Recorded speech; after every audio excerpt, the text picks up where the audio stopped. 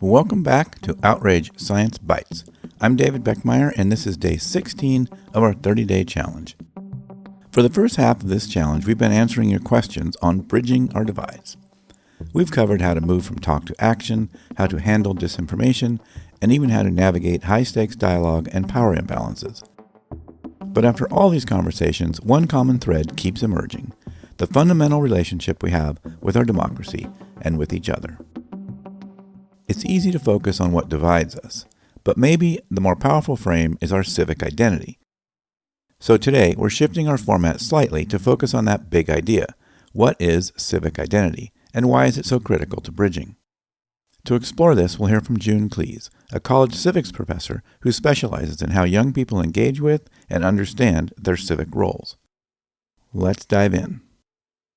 That's where we just have to really get ourselves into a little bit more of the observer mindset about the now when we deal with some of these issues. And I think that teaching that is something that it is a teachable skill, right? I mean, it's called metacognition based in a broad sense. And we can become very metacognitive of the present and not allow ourselves to get as flight, fight, or freeze, instinct manipulated or whatever the word I'm looking for there is, by the forces that know that they're going to trigger our amygdala when we scroll 5 times and we've seen the same nasty argument, and the sense of false agency that we have to overcome with social media to the real agency and ability to affect change that we have, again, starting with ourselves, but then going into the, where we are with our families and our communities. And, and we all know that volunteerism has suffered quite a bit. We're as a planet, we're kind of re-examining our relationship with the work-life balance and how we work, where we work, those kinds of things. And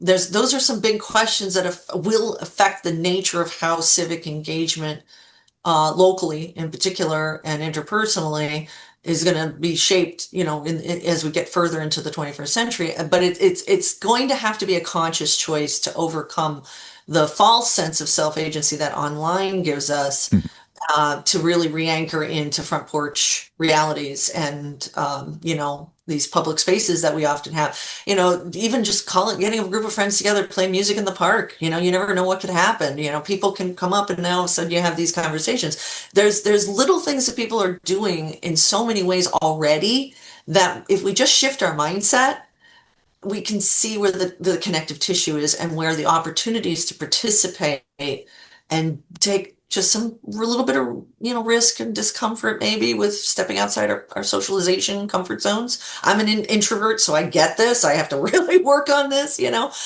I'll give you an example. There's a woman, I live on the water. There's a woman that decided to just start selling coffee.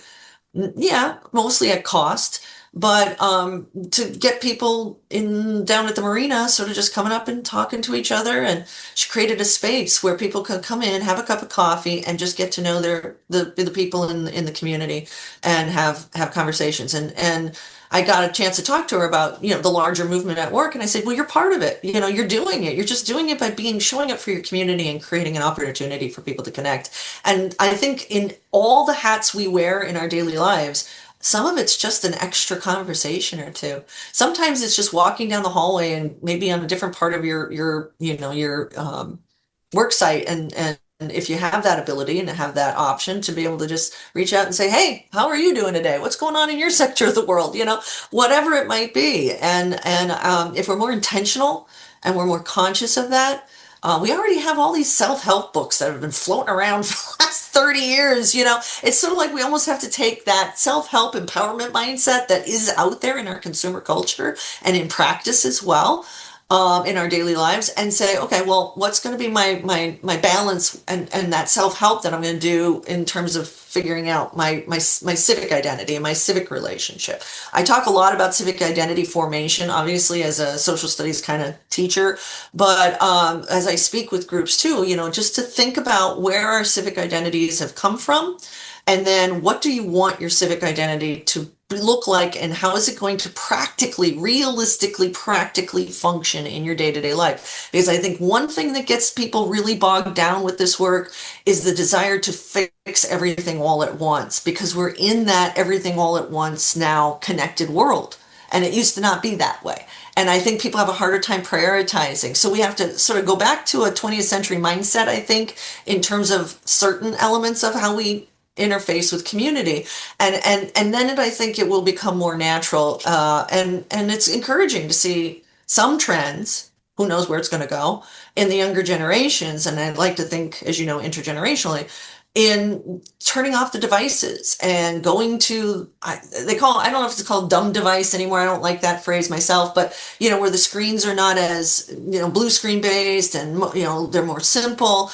I'm hearing even a lot from my, again, anecdotally, but hearing from my daughter's generation. I mean, they're getting together and they're having parties and get-togethers, and not like college rock and rolly parties necessarily, but they're getting together with their friends. They're going and doing things. They're taking days at the beach, and I'm like, wait a second, when's the last time I've had a day at the beach? Yeah. So I'm, it's getting me questioning how much am I, maybe they've already got, maybe this next generation is going to leapfrog this sooner than we realize, and maybe we'll get back to it, to having a more community focused, volunteer focused society again over time. And because it's clear we can't keep living in these imaginary worlds that social media has pulled us into. We got to get back to reality.